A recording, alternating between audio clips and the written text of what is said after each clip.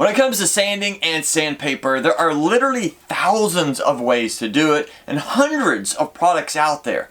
So let's talk about a few of the ways it'd probably be the most productive for the average beginner. For number one, let me show you a great way to make sandpaper last a lot longer. In many cases, a beginner will run out and grab these sheets of sandpaper, and that's plenty fine. I found that the name brand ones definitely seem to last a lot longer than the non-name brands, so I'd probably lean towards those, but whatever you can afford, that is okay. What if I told you there's something you can do really simple to the sandpaper to help it last a lot longer and less likely to tear while you're using it? Let me show you. First off, we need to cut or tear a piece of the sandpaper off, whatever size we need, and then we're going to take the rough side and we're going to flip it over so it's facing straight down. Then you need to get yourself some duct tape or some heavy duty tape. What we want to do is now cut or rip off a piece of the tape and we're going to place it right on the back of this sandpaper. When you're applying your tape, try to keep it as smooth as possible. We don't want any bumps or bubbles or any kind of ridges back here, otherwise that can create a weakness in it. So now that we have the tape on there, this does a couple things. One, it allows you to have a lot more grip with your fingers, so it's not so easy for it to slip around. And two, it allows you to go in here and sand whatever wood or item you're trying to sand down, and it gives it a lot of strength. You can then go around corners, and you don't have to be concerned about your sandpaper tearing so easily. You can thus be a lot more rigid and a lot hard trying to get in there and get some of those really rough surfaces and not be concerned about your sandpaper falling apart on you. Now with that tape on there, of course, it's stronger, but is it tear resistant? Well, let's give it a shot. Here is just a regular strip that doesn't have any tape on it. Let's see how easy this is to tear. Oh, that was, I barely tried and that's tearing. So while you're using it, if you accidentally start a tear, it's just gonna rip on you. Now, the one with the tape on it, we're gonna do the same strength. That stopped. That stopped. That stopped. Okay, I just tried 3 separate times and it's super strong. It's less likely to tear on you. Now, will this tear if you put it really like a real strong tear into it? Yes, it's only as strong as the tape you're going to use. But that strength of that tape gives your sandpaper alone a lot more strength. For number 2, let me show you an easy way to cut our sandpaper without using any knives or scissors. Whenever you need to cut sandpaper to a specific size, for example, let's say you need it for a little hand sander, you need to cut it so that the one end is the same size as the other end. But if you use scissors or a knife, you're going to quickly dull those blades. Now some of you might be thinking, hey, just take the sandpaper and just rip it the size. Well, 1, that's probably not going to be very square. 2, that's going to leave a bunch of jagged edges, and at each of those jagged points is going to be a weakness and more likely for that paper to tear. So let's look at this piece right here. This was cut without using any type of blade, and if you look at the top, it may not be 100% perfect, but it is really close. Let me show you how I did that. First off, we need to find a nice sharp edge of your workbench. This happens to be a spot right here for me. If by chance you don't have a workbench, you can always get maybe a recently cut piece of wood. In this case, it's plywood, but you want to make sure you find the side that is recently cut and still has a nice sharp corner on it. Then, take your sandpaper. You want to figure out the exact dimensions you need. Then place right where those dimensions are, right on the edge of that plywood. Now make sure your hand is going to be nice and firm on the top, and you want to then just pull down gently on your paper so you start to see that edge form right on your paper. Once the edge forms, then just take the paper and quickly yank down. And there we go. We've cut that paper to the exact dimensions we need. Look at that top. Almost perfectly straight. For number 3, let's look at a hand sander. Specifically the flat one that a lot of us begin with when we're first starting out. I don't have a good upgrade for this. Let me show you. Now these basic sanders are very handy if we're trying to sand just a flat surface, but they have a tendency for the paper to fall out and they're not all that comfortable. So I upgraded to one of these foam sanders. Now these are great because they fit around your hands really easily. Also, because they use a hook and loop system, that sandpaper is not going anywhere once it is in place.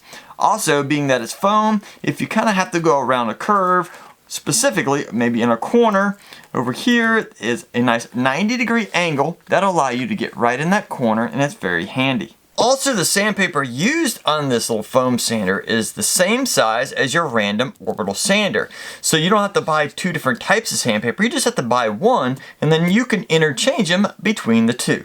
Now, if by chance you're interested in this foam sander or any of the other items I might mention in this video, I'll put a link to this and those items in the description, so make sure you check them out. For number 4, let me show you a great way to make your own DIY sander that's perfect to go around curved edges. This is a bow sander that I made at home, and I'll show you how to make it in just a second. But let me show you how useful it is. Let's say we're working on a project that has a curved edge to it. If you were to use one of the flat sanders, well, it'll create a bunch of flat spots as we're going around that edge. But the bow right here allows that paper in here to flex around that edge, and it won't create a flat spot. It'll continue to allow you to sand it down and keep that nice curved edge. Now, this bow sander is actually very simple. It's just two pieces. A piece of wood cut to size and a sanding belt cut to size as well. Now, this belt originally started off as 3 inches wide, and I cut it in half, so it'd be 1.5, which is the perfect width for a 2x4 or a 2x6. Now, the wood used to be a 2x6, and as you can tell there, I have a nice bow cut into it. And to do that, just take your sanding belt, because these come in a variety of different sizes, and you want to put it on the wood that you plan on using, making sure to give it a nice little bow to it there. And once you have it in place, then just take a pencil and just do a rough outline of the size you need. Then start cutting this out. Once you have your wood cut to the desired shape, we want to take the sandpaper or sanding belt and put it over and slide it on. Now, in this process, it should be a little bit of a snug fit, but loose enough that you can be able to push it over with 2 fingers, about like so. Now, once it's in place, test it out. You do not want your sand belt here to touch the inside of the wood. You want there to be a little bit of room right on the inside so it's nice and flexible and can move around whatever project you're working on. Another benefit to the bow sander is as this side of the belt is starting to wear out, just slide it off, rotate it a little bit of ways around, and slide it back on, and you have a nice fresh section that you can now use for your project. Now, we've talked about sanding around the outside edges of a project, but what if we have an inside edge? For number 5, let me show you an easy way to do just that. I made this bowl in a previous video. Actually, I only used a miter saw to do this, so if you're interested in seeing how that is possible, I'll put a link to that in the description below. But otherwise, whenever you're trying to sand the inside of a curve like this, it's actually quite difficult with most of the sanders we have today. So what do you have to revert to? Is some sandpaper and your hands to get in here and sand and sand and sand. And that will wears out your hands, and it just takes a long time. That is, unless you know this trick. This is a little kit I purchased online. It allows you to actually hook it up to your drill so you can sand quickly. But let me show you this. This little sander in here has foam all the way around it. It's about a 1/2 inch thick. This will allow you to get into those edges, and it curves around those edges. You don't have any hard, straight surfaces digging into the sides. This kit also comes with a variety of different grit sandpaper. That is just a hook and loop system that fits on there really easily. And if by chance you are trying to sand a flat surface, the foam comes off as well, so you have a nice little flat sander. But in any case, this will allow you to go around those edges very quickly, and it won't wear out your hand, and you can get the job done much, much faster. I actually made previous video on each of these. 1, exactly how to make the little bowl, and 2, exactly how well and easy these are to use. If you're interested in either of those, I'll put a link to those in the description. Make sure you check them out. For number 6, let me show you a quick and easy way to upgrade our random orbital sander. Whenever I needed to use a random orbital sander, my go-to used to be your standard 8-hole paper here that would fit right on the bottom, and it did its job. But here recently I discovered something new, and that is a mesh version. This right here is the same size and supposed to do the same job, except one major difference. Because it's mesh, it's supposed to allow the sawdust to actually filter through this mesh a lot easier than the old paper. That's allowing you to use this a lot longer in between cleanings. Also, when you're installing it on your random orbital sander, you don't have to be concerned about lining up all of these holes. It just fits on there in any direction, making it a lot easier to install and use. Now, there are a couple drawbacks to using the new mesh over the old paper. You can't always find this in your local store. So I'll put a link to this in the description just in case you're interested. But also keep in mind, it does cost a little bit more than your standard paper. So I completely understand if that is a drawback to you. But in the very least, this is my go-to now, so if you get a chance to use it, at least give it a try. For number 7, let me show you a great way to help keep your sandpaper and your sanding tools nice and clean. This is a sandpaper cleaning stick. It allows you to actually go in on any of your electric sanding tools and remove any of that built up sawdust that tends to get embedded in your sandpaper. Let me show you how it works. Now here's my cheap little belt sander, and as you can tell, I've abused this sandpaper, but I believe there's still a little bit more life left in it. So I'm going to take this eraser stick, or this cleaning tool, and I'm actually going to turn the belt sander on and run this back and forth across it. And if it does its job, it should clean off most of that embedded stuff. Let's give it a try.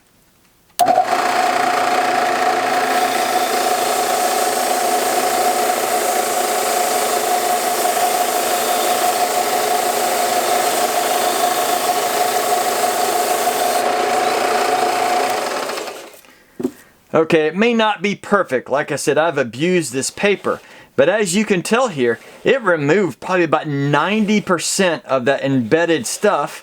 And now I can have a somewhat fresh belt on here to sand down whatever I might need. For number 8, sometimes when you're trying to sand stuff, you need a custom size or shape to fit in a particular area. What if I told you it's a lot easier to actually make those and use something that's already in your shop? Let me show you how. Let's say you needed a sanding block for your paper. Well, here is just a piece of scrap wood I had left over from a previous project. You can take this and you can attach your paper to it, whether it's with glue, or you can just hold it in place and now you have a sanding block. Or you can shape that wood to about any shape that you need and make it work. But let's say you needed a round surface. Go grab an old dowel. This right here is real simple. Just take your sandpaper, cut it to size, glue it to it, and now you have a little round surface that you can do your sanding with. Okay. But what if you don't have either of these? Let me show you what to do. This is just a thin piece of cardboard. It was actually from an old pizza box that we ate. Now, if we take it and fold it over a few times, it gives it a lot of strength. And then you could take it and bend it to the shape that you need, depending on whatever that might be. Take your sandpaper and wrap around it, and now you have a custom size and shape you can do your sanding with. In fact, if you look around your shop or your garage or your basement, you're bound to find something that you can wrap your sandpaper around or shape into position so that you can glue your sandpaper to it to fit exactly what you need. So just keep an open mind, look around, and you'll probably find what you need. For number 9, this is actually a really simple idea. I wish I could say I was the one who thought of it, but not even close. It's been around for a long time, but I didn't even think about it until somebody showed me. Then I thought, oh my goodness, why is this so easy? I should have thought of this. And all it involves is a pencil. Sometimes when we are sanding a project, it can be a little bit difficult to tell exactly where we've sanded and where we haven't. That's when we bring our pencil in. It can be a leaded pencil like this one, or just a standard pencil like so. And all we want to do is just very lightly go across the top of the surface here that we need to sand. And as we sand across it, where the sandpaper has touched, that pencil marks will disappear. And where we haven't sanded, those pencil marks will still be there. Therefore, we know exactly where we've sanded and where we haven't. This is such an easy trick. I hope you definitely can use it. For number 10, what if I told you all you need to make your sanding look a little more professional is some extra light? Okay, no, it's not a lightsaber, but a light in general. Something that's kind of bright, kind of harsh. Even if you have a really good overhead lighting, sometimes you can't see all those imperfections. Let me show you. Now here's an example of a board that looks pretty smooth. I can run my hand across it and I feel maybe a couple minor things in here, but doesn't feel very drastic. So let me zoom in a little bit closer to get you a closer look. Here's a lot closer look to it, and if we look across here, it looks still relatively smooth. At this point, you'd think, hey, it's a pretty good sanding job.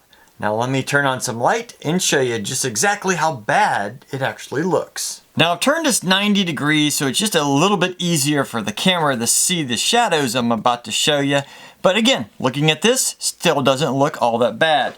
Now if we turn some light on, and if I can hold it just right, sometimes it's a little bit hard to do here. I'm starting to see a ton of deep scratches here and here, scratching going all the way across and further up, and just all over the place. Man, that sanding job was horrible. I need to redo all this. So, I hope you can see that.